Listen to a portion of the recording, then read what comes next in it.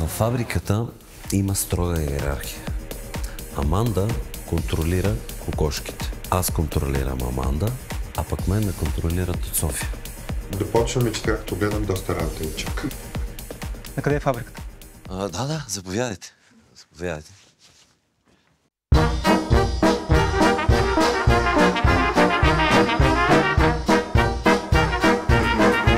Картите са най-важни.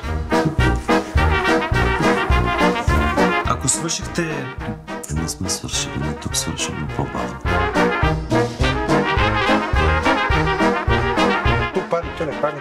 Аз ще въртя педалите. Мале, шефе. Заповядайте на вип мястото. Натам отиде. Внимателно, докторе! Караме внимателно. Имам професионална книжка. Молим някой от... Сван се. Пиперкова!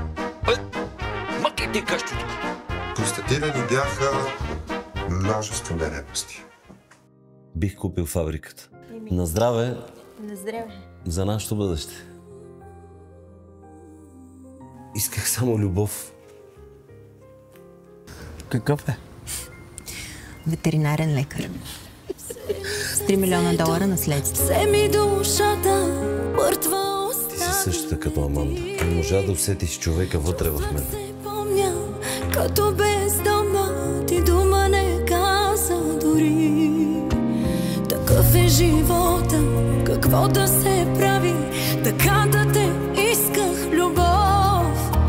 Сълзи ме удави, какво ми остави, освен да се моля едно. Да съм сляпа, да не виждам, колко влюбено гледаш я ти.